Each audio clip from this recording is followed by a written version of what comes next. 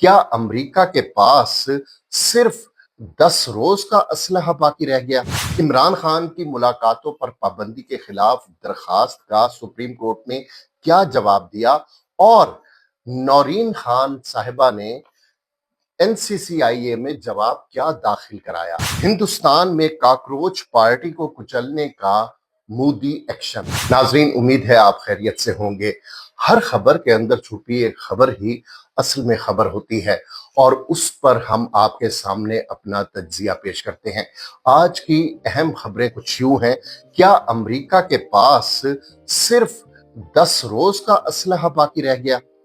ایرانی وزیر داخلہ کا دورہ پاکستان اب جنگ کا بنے گا کیا؟ عمران خان کی ملاقاتوں پر پابندی کے خلاف درخواست کا سپریم کورٹ نے کیا جواب دیا؟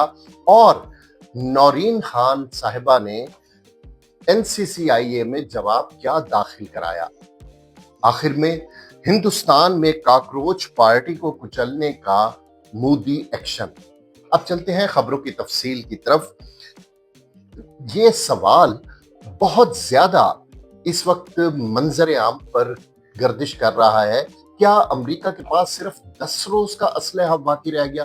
اچھا، یہ قرینِ قیاس بھی ہے یہ سوال، کیونکہ جس اندھا دھند طریقے سے، تاپڑ توڑ طور سے، یا جس بے دردی سے لگاتار مسلسل بغیر کسی وقفے کے امریکہ نے ایران پر بمباری کی ہے، اس کے بعد یہ لگتا ہے کہ شاید امریکہ کے پاس اسلحے کی وہ کھیپ نہ باقی رہی ہو جو اس کے پاس تھی، اور وہ مزید اگر اس نے 10 روز اپنا اسلحہ چلایا ایران پر تو ہو سکتا ہے کہ اس کے پاس ختم ہو جائے۔ اس خبر کا جب ہم نے جانچ پڑتال کی تو پتہ یہ لگا کہ خبر مکمل طور پر درست نہیں ہے۔ دراصل امریکہ کے اسٹریٹجک پیٹرولیم ریزروز کے حوالے سے پھیلنے والی یہ خبر کی ایک تشریح ہے۔ اچھا، ایران امریکہ لڑائی میں امریکہ نے ایمرجنسی پیٹرولیم ریزروز کا استعمال کیا، یہ کم ہو کر، کیونکہ تیل کی جب آبنائے ہرمز بند تھی تو تیل کی ہر طرف شارٹیج تھی اور پوری دنیا میں یہ شارٹیج ہوئی۔ امریکہ نے اپنے ایمرجنسی پیٹرولیم ریزروز کا استعمال کیا اور اسے کرنا پڑا۔ اب یہ کم ہو کر 311 ملین بیرلز باقی رہ گئے ہیں، جو کہ 1983 کے بعد کم ترین سطح ہے۔ یہ ایسے ہی سمجھے، پیٹرول بھی امریکہ کا ایک ہتھیار ہے، اس کا ایک ویپن ہے۔ اب اگر یہ بالواسطہ یا بلا واسطہ یہ خبر درست ہے، اور میں یہ دل میں دعائیں کر رہا تھا کہ یا اللہ امریکہ کے پاس یہ روایتی اسلحہ کم نہ ہو۔ آپ پوچھیں گے کیوں؟ اس کی وجہ یہ ہے کہ پھر اس کے بعد وہ نیوک پر چلا جائے گا، اور امریکہ سے ہم کچھ بھی بعید کر سکتے ہیں، خاص طور پر جب اس کا صدر ایک ایسا بندہ ہو جو رات کو سوتا نہ ہو، جس کو نیند نہ آتی ہو، جس کو خواب میں بھی آ کر ایرانی شہید جو علی خامنائی ہیں، سابق سپریم لیڈر، وہ آ کر ڈراتے ہوں، تو اس کے پاس اگر خدا نہ خواستہ اسلحہ کم پڑ گیا تو اس نے کچھ بھی کرنے پر توڑ لینے ہیں۔ اور اب تو یہ اظہر من شمس ہے یہ بات کہ آ جاتا ہے یہ ایسے، وہ ہمارے کہتے تھے نا سابق وزیر داخلہ اطلاعات و نشریات بھی تھے شیخ رشید صاحب، ان کا ایک جملہ ہے کہ ساڈے کول پا دے ڈیڑھ پا دے تے آدھا کلو دے بم نے۔ تو وہ امریکہ کے پاس اگر خدا نہ خواستہ یہی آدھ پاؤ ڈیڑھ پاؤ کے کوئی نیوکلر بم ہو گئے اور اس نے وہ چلا دیے تو معاملہ بد سے بدتر بلکہ بدترین ہو جائے گا۔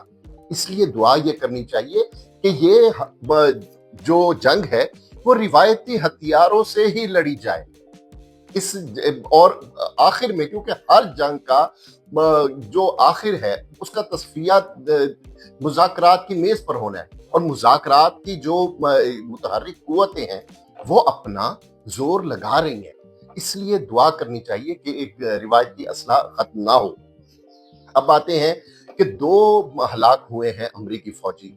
امریکہ میں کسی بھی جنگ کے دوران اگر ان کا کوئی تابوت چلا جائے کسی فوجی کا، تو وہ اس صدر کی، اس سیاسی جماعت کی سیاسی موت ہوتی ہے۔ وہ کچھ بھی برداشت کر سکتے ہیں، تابوت نہیں برداشت کر سکتے۔ وہ ان کے لیے کون سا کہ شہادت شہید زندہ ہے، ان کے لیے تو یہی دنیا ہے، یہی زندگی ہے، اور موت کے بعد سب کچھ ختم ہو جاتا ہے۔ اس لیے ٹرمپ نے یہ دھمکی دی ہے کہ اگر ایک ہمارا فوجی مرا تو ہم 100 ایران کے فوجی ماریں گے۔ اب یہ دیکھنا چاہیے کہ اللہ کرے اس میں کم سے کم شہادتیں ہوں، اور کم سے کم ان کے بندے بھی مرے۔ یہ دیکھیں، کچھ بھی ہو، امریکہ، میں نے کل کی ویڈیو میں بھی یہی عرض کی تھی کہ امریکہ کو اب راستہ چاہیے ایران کی اشکل پر۔ وہ آ تو گیا، اس نے حملہ تو کر دیا، اب وہ نہ پائے رفتن نہ جائے ماندن۔ یہ ماندن، اس محاورے کے مصداق، اب وہ نہ جا سکتا ہے نہ آ سکتا ہے، اس کو راستہ دینا چاہیے۔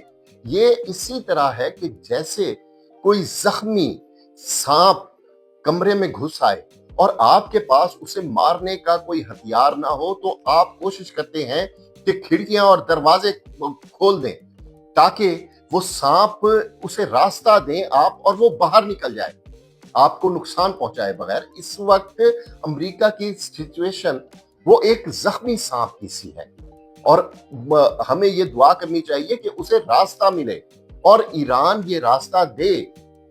ادھر سے اب ہوتیز جو ہے، انہوں نے باب المندب بند کرنے کا اندیا دے دیا ہے۔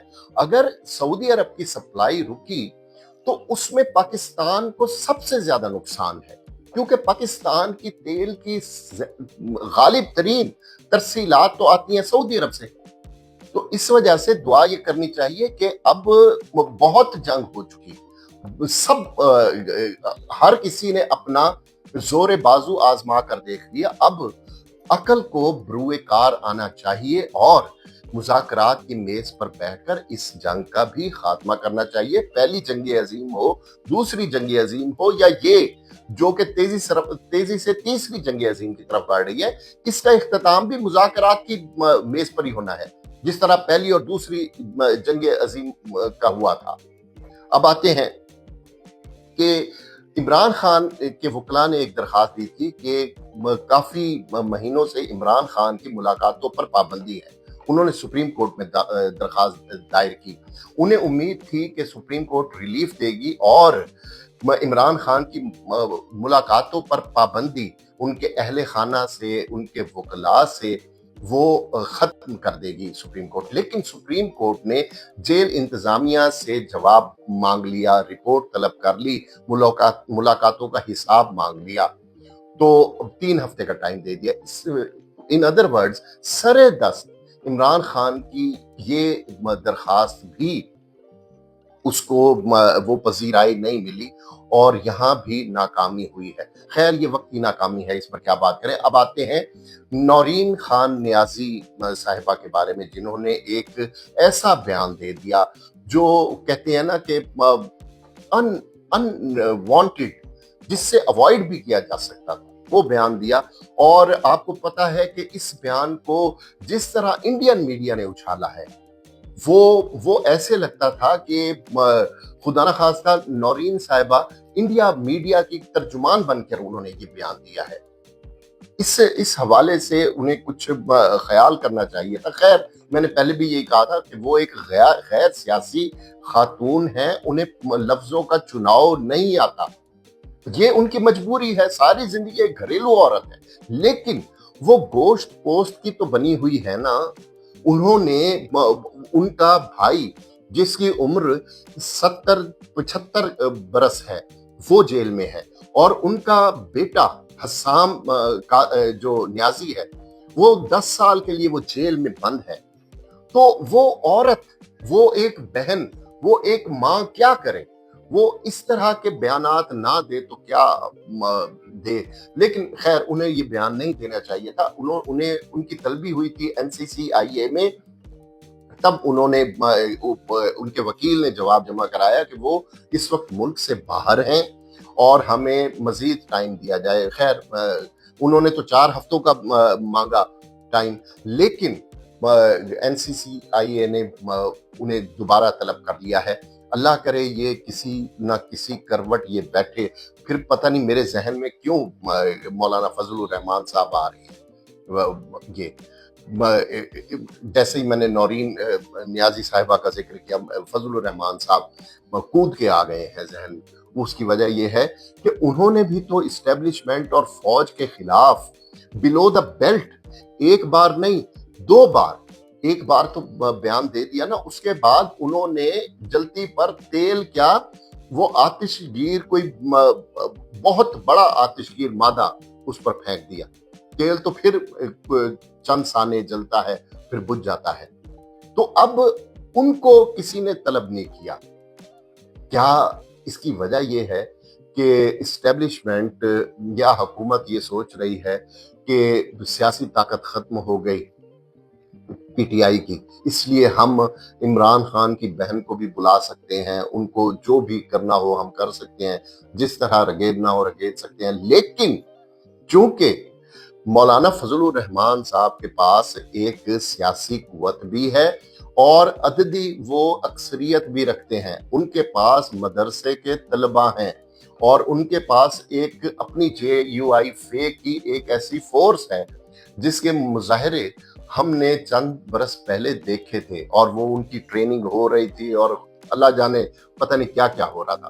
تو یہ ڈبل سٹینڈرڈ ریاست کو یہ بات سوچنی چاہیے کہ ایک گھریلو خاتون کو تو آپ نے NCCIA میں طلب کر لیا اور اب تک آپ مولانا فضل الرحمان صاحب کو کسی بھی فورم پر نہیں بلا سکے، بلکہ ان کی تو اتنی وہ ہمت ہوگی، وہ کہتے ہیں کہ جی جو بندہ AC والے کمرے میں بیٹھ کر جو جرنیل میرے خلاف یہ کمپین چلا رہا ہے اسے مجھ سے معافی مانگنی چاہیے.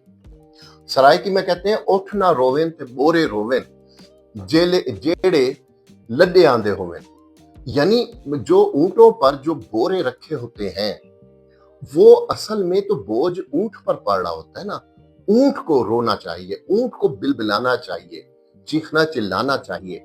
لیکن یہاں بورے رو رہے ہیں، جو اوپر بوریاں پڑی ہیں، جو اوپر بوجھ ہے وہ ٹپ ٹپ آنسو بہا رہا ہے. تو یہ بڑی عجیب و غریب، اس پر ریاست کو کچھ سوچنا سمجھنا چاہیے کہ یہ نہیں کرنا چاہیے. ایک سب کے ساتھ ایک ہی ہاتھ رکھو. پھر ٹھیک ہے جو ریاست کے خلاف بات کرے اس کو اس کی شخصی حیثیت کیا ہے، سیاسی قوت کیا ہے، اس کو پھر سپیئر نہیں کرنا چاہیے، کیونکہ ریاست کچھ نہیں دیکھتی. پھر اس کے خلاف اگر کوئی کام ہو تو وہاں اسے ایک پیمانہ طے کر لینا چاہیے، چاہے وہ PTI ہو، JUI فے ہو، پیپلز پارٹی ہو، مسلم لیگ نون ہو، کوئی ہو. ادھر ڈبل سٹینڈرڈ نہیں بروئے کار آنے چاہیے ریاست کی جانب سے. اب آتے ہیں کہ نئی دہلی میں کاکروچ پارٹی اور مودی کی جو انتظامیہ ہے وہ آمنے سامنے آ گئی اور ایک ریاستی جبر کا شکار ہو گئی ہے کاکروچ پارٹی. اور اس میں کاکروچ پارٹی کو کچلنے کا پوری طرح سے ایک ایکشن لیا جا رہا ہے. اب اس ایکشن کا کیا انجام ہوتا ہے، لیکن یہ جو کاکروچ پارٹی ہے یہ جن زی ہے. اس میں غالب ترین جو اکثریت ہے وہ 20 سے 18 سے 22 23 سال کے 24 برس کے جو بچے ہیں وہ اس میں شامل ہیں. اور ان میں کئی امتحانی جو پیپر لیک ہوا ہے اس کے حوالے سے بھی کچھ طالب علموں نے خودکشی کی ہے. اس بات کو بہت زیادہ مد نظر رکھتے ہوئے یہ اب کاکروچ پارٹی کا جو احتجاج ہے غالب اس کا امکان یہ ہے کہ یہ نئی دہلی سے نکل کر طول و عرض میں نہ پھیل جائے ہندوستان.